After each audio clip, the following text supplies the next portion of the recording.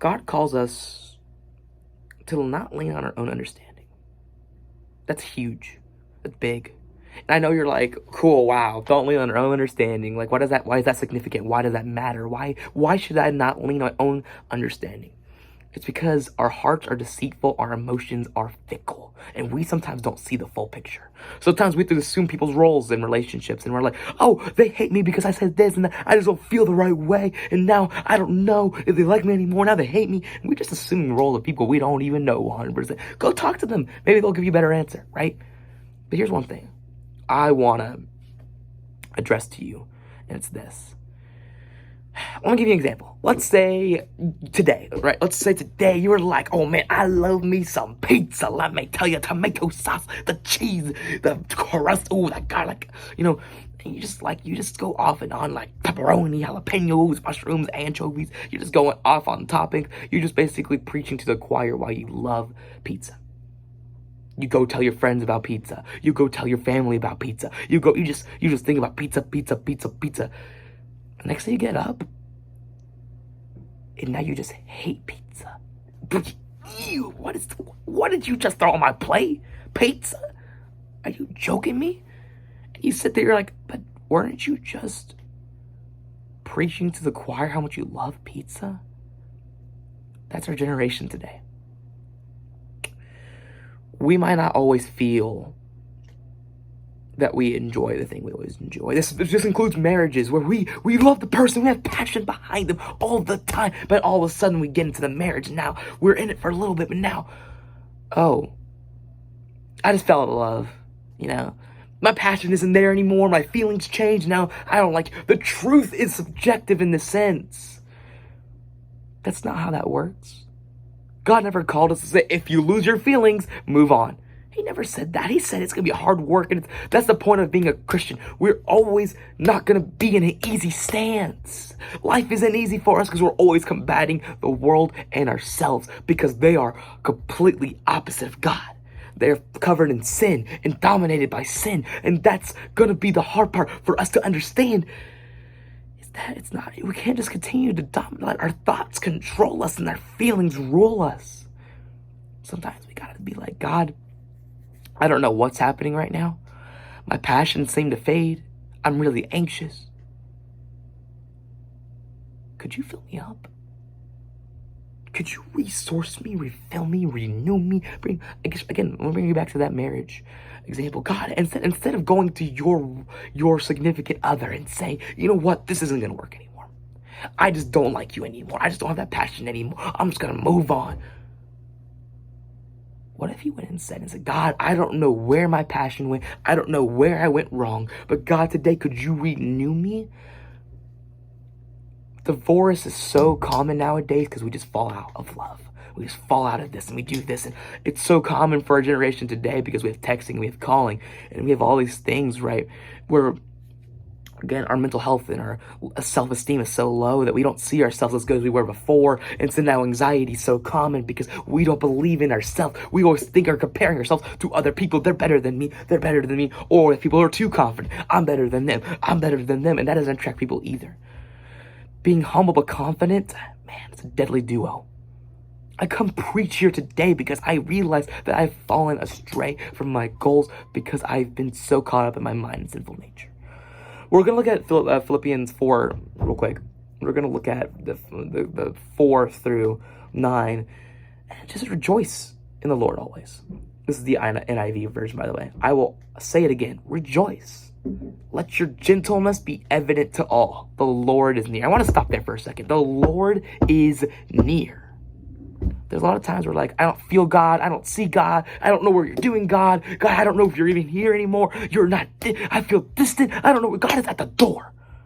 He's near. He's always there. I love what I saw on a sermon. They're talking about how God's presence is always here. The question is, will you access it? He doesn't leave you if you fall astray. He's running after you as you're running away. There's no mountain he won't climb up, shadow he won't light up, no wall he won't kick down, and lie he won't tear down to come after you to bring you back to him. He is jealous for us. He wants all of his children to fall under back to him and see him as Father again. He wants his children back. The Lord is near. He is with you. He is with you in the morning, in the evening, in the weeping and rejoicing. He is here. He is here. He is here. And don't discount our God either. Sometimes it's easy, I know, for me to discount who he is. Say, God, yeah, cool, you part of the Red Sea, you rose people, you came back to life, just casual stuff you do nowadays, right? But sometimes we don't believe that could happen today. Sometimes we think, oh, that's a cool story, God. Wow, that was so cool. Wow. God, what a good story, right? But we just sit there, we're like, no. That's the truth. He could do that again if he wanted to. We could walk on water again if we called us to do it and we had the faith to believe that we could walk on water, he could do it again. But we don't have that faith. We don't have that. We just think it was cool back then. But we forget that the same God did yesterday is the same God today, same God tomorrow. He does not change, and that's why this is important. We'll continue on that point in a second. But do not be anxious about anything, but in every situation, by prayer and petition with thanksgiving, present your request to God. And the peace of God, which transcends all understanding, will guard your hearts, your minds in Jesus Christ. And I want to go back to what I was talking about. I was talking about, I forgot. That's great. But don't be anxious in everything, right? Don't be anxious in every single field of your life. It's so easy to get caught up in fear, but like I mentioned earlier, what are we fearing, right? Let's say, for example, let's use an example. I'm going to get a bad grade on this test. I'm going to get a bad grade, I'm going to get a bad grade, I'm going to get a bad grade, I'm going to get a bad grade. I don't think I studied enough, I didn't do enough, and then you get your grade and it's fine, right? Okay, cool. It was easy. Or it wasn't easy, you were stressing the entire time, but you suffered for no reason. There's no reason why you needed to worry. See, we worry because we want to be controlled. And if I think of this situation, what if I do this? What if I do this? Or what if this happens? Or what if? And we get in this negative spiral that crashes us to the floor. And we're like, what if? What if it happens? And what am I going to do? How am I going to handle it? And God says, don't be anxious about anything, but pray to me. Present your request. Say, God, I want to feel this. I want my passion to be restored. And this is a message for myself as well. I'm not preaching this to you guys. Sometimes I need to preach to myself. And sometimes some people need to hear testimonies. I know recently my anxiety has ravaged me. It has taken me to a spiral to the clinic. And a lot of times my feelings and emotions are wavy. Where's my joy? Am I depressed? What is happening? What is going on? And the day before I was smiling. Oh, okay. To the left now. Y'all take it back. Right? I could do whatever I wanted, right? But the next day I feel heavy and burdened. It's like, who am I anymore? Do I have joy? Am I depressed? Do I like these people anymore? And my mind went crazy because my emotions changed. And I felt like the truth changed with it. That's not what he's saying. He sustains. His truth doesn't change. It didn't say steal until you feel like it. Or don't steal until you feel like it. He talks about don't divorce and there's abuse. Stay in the... Like he says to endure. Be faithful. That should even be in our own friendships. The dedication, the energy. Say, God, I don't know why I'm putting distance between these amazing people. But God, today, could you help me restore myself? I'm not the source. God, you're the source. You fulfill. Not depending on me, but relying on your joy, your peace, your love, your faithfulness, your gentleness. God, could I borrow some of that? Present your request to God. Say, God, I don't know what's going on. But when you pray and you connect and you're intentional, man, there's something powerful that happens in there. And God moves and God has said, okay, I'm going to bless, I'm going to honor, I'm going to help you because you're coming. I'm not going to barge. I know your problems already, but I'm not going to barge down your door because that's not how I'm a loving God. I'm not going to enslave you. I love you. I'm going to wait for you to request me before I move. We look at Romans 1. And this is really the big debate. I guess the main anchor point. I love preaching on Romans 1:18 through 32. We'll go through this entire passage. Just go and read it, and we'll break it down a little bit. The wrath of God is being revealed from heaven against all the godlessness and wickedness of people who suppress the truth by their wickedness. Since what may be known about God is plain to them, because God has made it plain to them. For since the creation of the world, God's invisible qualities, this eternal power and divine nature has been clearly seen, being understood from what has been made, so that people are without excuse. For although they knew God, they neither glorified him as God nor gave thanks to him, but their thinking became futile and their foolish hearts were darkened. Although they claimed to be wise, they were fools, and exchanged the glory of the immortal God for images that made to look like a mortal human being, and birds and animals and reptiles. Therefore, God gave them over in the sinful desires of their hearts to sexual impurity, for the degrading of their bodies with one another. They exchanged the truth of God for a lie. That's huge. We'll go back to that. And worshipped and served created things rather than the Creator himself. Ooh, that's powerful. We'll get to that there too. Because of this, God gave them over to shameful lust. Even their women exchanged their natural sexual relations for unnatural ones. In the same way, the men abandoned natural relationships and their inflamed lust for one another. Men committed shameful acts as other men and received it in themselves the due penalty of their error. Furthermore, just as they did not think it worthwhile to retain the knowledge of God, so God gave them over to a depraved mind, so that they do ought not to be done. They have become filled with every kind of wickedness. This is also huge. We'll get back to that in a second. Evil, greed, and depravity. They're full of envy, murder, strife, deceit, and malice. They are gossips, slanderers, God-haters, insolent, arrogant, boastful. They invent new ways of doing evil, or as other translations, they invent new ways of sinning. They disobey their parents. They have no understanding, no fidelity, no love, no mercy. Although they know God's righteous decree that those who do such things deserve death, they not only continue to do these very things, but also approve those practices themselves. Wow. Let's break this down for a second. And you're like, okay, that was a lot of information, but why is this relevant? Why does this matter? As someone, why would this matter necessarily? Well, let's look at the beginning. It talks about how God revealed from heaven all the godlessness and wickedness of people. Where you get conviction, you can see these people, right? But here's the biggest thing, is right here. They claimed to be wise, but they became fools. They didn't give thanks to God for what's happening around them. And they gave in to their sinful desires of their hearts. This feels good, God. I don't care about what you have, the world you have to offer. I'm just going to take this. I'm going to move on. It feels great. And the truth that was once there, you cannot have sex with the same sex. You can't have this. You can't be greedy. You can't be boastful. They did it all because they felt it was good for them. They felt like it was going to fulfill them. They felt like it was going to fulfill them up, make them be the greatest person possible. And whatever they felt became their truth. But truth can be only one thing. You get to, well, this person believes that homosexuality is real, and then this person believes that heterosexuality is real, but they're both right?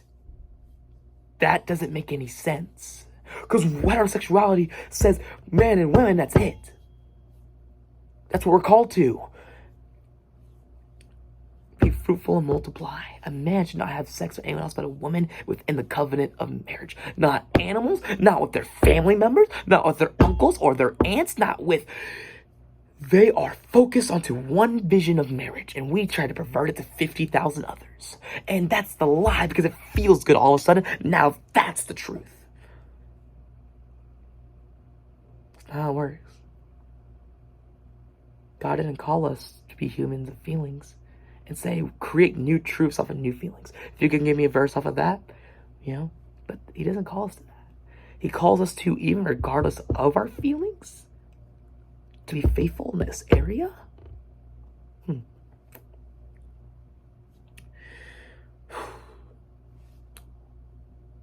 We see here, they worship the things of God and not the Creator. They didn't give thanks to him for, God, thank you for money, food, water, oxygen. God, thank you for sex. Thank you for relationships. But instead, They worshiped the creations themselves only. They worshiped sex and idolatry and greed and lust. They worshiped all the things that God created, perverted them, and then only worshiped them as their gods. It's easy to do so. I know sometimes I will do that. I'll worship the creation rather than the creator. And sometimes we gotta take our eyes off what the creation is there and say, God, this is a good creation, but God, I thank you for it. And I'm gonna worship you for giving me this and not worshiping the creation itself. And what we see here is that they trade one truth, right? They traded one thing. They traded their sexual identities and their purities to do what they felt. But then they became filled with every kind of wickedness. See, sin presents itself as this one thing. It presents itself as one thing, but it invites all of its friends when you allow it in. It invites, oh, if you don't mind, I invited greed and anxiety and depression all with me too, if you don't mind. You don't. You don't. Because you would rather take the punishment than lose something as good as sex. Because you don't want to wait. You don't want to be patient. You just want it now. We're going to head into our last passage here of Matthew 6. And I think we're really looking at this. We're going to look at two passages here. We're going to look at 19 through 24, and then we'll go ahead and look at 25 through 34. But we're going to look at 19 through 24 first. Do not store up for yourselves treasures on earth, where moths and vermin destroy, and where thieves break in and steal. But store up for yourselves treasures in heaven, where moths and vermin do not destroy, and where thieves do not break in and steal. For where your treasure is, your heart will also be. Ooh. The eye is the lamp of the body. If your eyes are healthy, your whole body will be full of light. If your eyes are unhealthy, your whole body will be full of darkness. If the light within your If then the light within you is darkness, how great the darkness is. No one can serve two masters. Either you hate one and love the other, or you're devoted to one and despise the other. You cannot serve God and money. Let's break this down for a second. We put so much value in our lives, our TVs, our computers, our relationships, honestly. You store your treasures on earth where moths and vermin can destroy them. What comes to your mind when you think about that? Treasures on earth. I thought about my PlayStation 5. I know it's weird, like PlayStation 5 was that your treasure? Because, I love gaming, I love this, but it's, very expensive console, very limited edition, and I'd be mad if I lost it or someone stole it. But he says, don't store up treasures on earth. And, recently, this was just more of a revelation. He said, what about relationships? What about people? Don't store up those on, because those can be stolen too. I'm not saying we shouldn't prioritize and make good, godly, sustainable relationships, but don't make them your God. Because if they're a treasure, your heart will follow. We tie this all back together with anxiety and relationships and our mindset. Then we go to verse 22 and 23. The eye is the lamp of the body. What are you watching? What are you seeing? Right? What I see this and I'm seeing girls this way, or I am really anxious. I feel like I see myself as being beaten down and not good enough in other people's eyes. And that mindset is going to drive you. If you feel like you're not good enough, you will be not good enough. If you feel depressed, you will be. I'm not saying, okay, I know depression is more than that, right? I'm not saying that all of a sudden that you're just change your mindset and you're going to be good. It just takes time. It takes dedication. It takes power. And I know it's draining. I know it's tough. But your mindset is where your thoughts, is what your thoughts are and what your strongest ones are.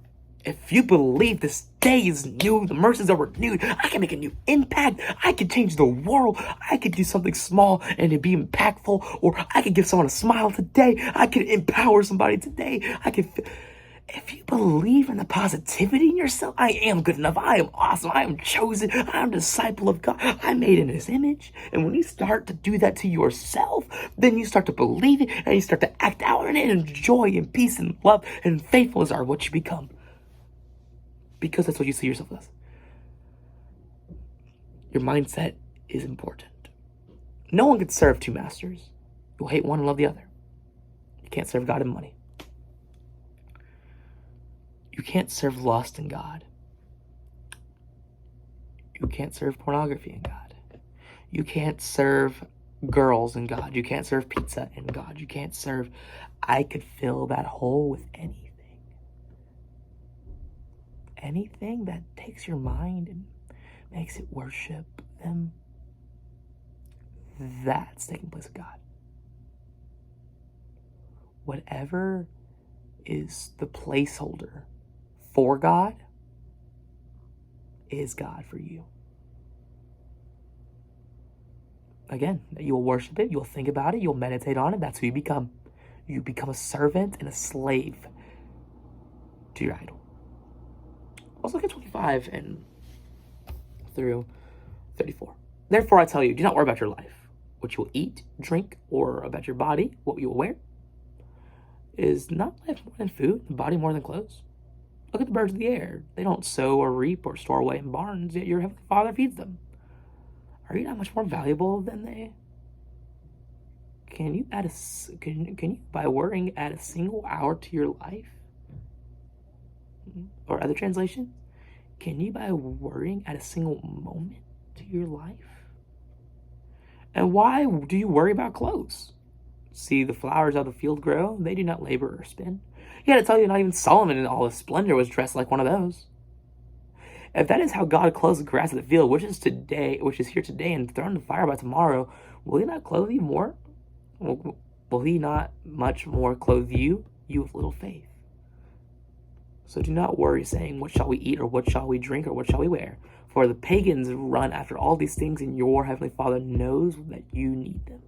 But seek first his kingdom and his righteousness, and all these things will be given to you as well. Therefore, do not worry about tomorrow, for tomorrow will worry about itself. Each day has enough trouble of its own. Let's break this down. Why are we talking back around again? We talked about a lot about relationships and subjective truths and anxiety. How do all these tie together, right? Well, anxiety is a subjective truth, right? Subjective truth. It's saying you're not good enough, right? Or it's saying that this person doesn't like you, or you no longer are passionate about this marriage anymore because you fell out. And these are all lies the devil puts in our mind, and we spin and spin and spin and spin and spin and spin, and then we get tired, and when we lose ourselves in the moment, when in reality, if that was the case, let's say even if it was true, right, which it's not, but let's say, for example, let's say it is true, maybe they don't like you. How could you make yourself better instead of worrying about that they don't like you? How could you improve yourself? And I'm not saying we should please every single person in the world, because, we're not going to be able to do that, right? But if you're so worried about them not liking you, first of all, don't worry about what other people think. But second of all, if it's somebody who, you care about and they care about you, but there's this moment where they don't care about you anymore, how can you improve yourself? How can you get better? How can you get stronger? How could you be more positive, more lively? And if they still, and the point is that, again, not every single person is going to like you, right? But you can control who you are. You can control who you show up to be. Are you going to be anxious? Are you going to be depressed? Are you going to be happy? Are you going to be energetic? Are you going to be you? Are you going to be someone else? You control that. And he talks about, are you not much more valuable than flowers? Flowers who do literally nothing but produce oxygen and pollinate, or, pollinate, basically, that's it. Like, aren't you more valuable than that? You're my image. You are made through me, and you are the carriers and the vestiges of my mission. You carry my purpose. Wouldn't you think he valued us a little bit more about people who are actually fulfilling the reason, or fulfilling the purpose of the kingdom? I would think so. And can you, by worrying at a single moment? That's huge. See, we worry about all these things. Like, I don't know what's gonna happen. Maybe. What if? But you're so worried about the future, you lose what's happening right now. You're so worried about being happy that you forget that you can be happy right now. You're so worried about the test that you're not studying for it. You're so worried about being happy that you're actually getting more sad by being worried about being happy. That's the problem. Worry dresses itself up as a solution.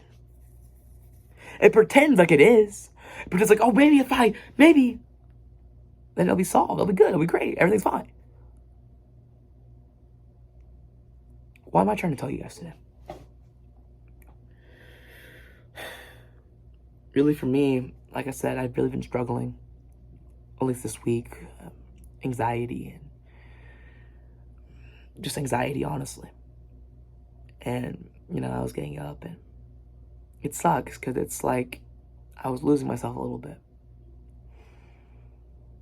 I couldn't be full of myself because I was worried about, am I doing enough? Am I being enough? Am I funny enough? what am I going to say when I see them next? What am I going to do when I see them? And I'm so worried about the future. I'm so worried about being good enough in the moment, being the person who I thought I am, or just more so trying to be perfect, chasing perfection, trying to be the very best me possible. And anxiety and low self-esteem encourages, like, maybe I'm not good enough. Maybe I can't do this. Maybe I can't be as funny. There's these other people out here so much better than me. But when I start to remember that God says you are chosen, and he starts saying, rip off those lies. I know. And I was like, maybe I don't like them anymore. Just like that marriage example. I lost my passion. I don't like you anymore. That's not true. The problem is something occurred.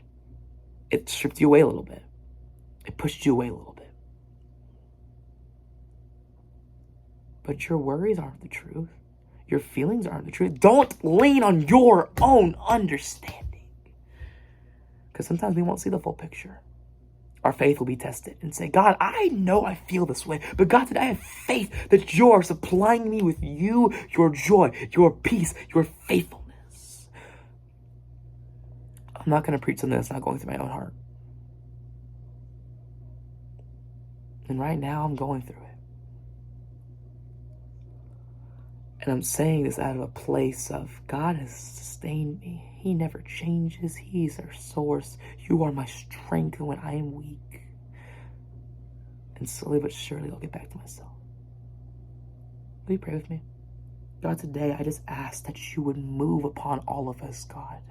And that, God, that you are the truth. You are the way, the truth, and the life. We should not depend on ourselves for each day to survive. We should depend on you, God, your goodness, your faithfulness, your love, God. We should depend on what you say. God, today, would you help us, guide us, and bring us back to a place of peace and trust? God, today, would you guide us back to a place of sustainability? Would you renew our passions, God, renew our hearts, renew our souls and our strength? In Jesus' name, God, I pray.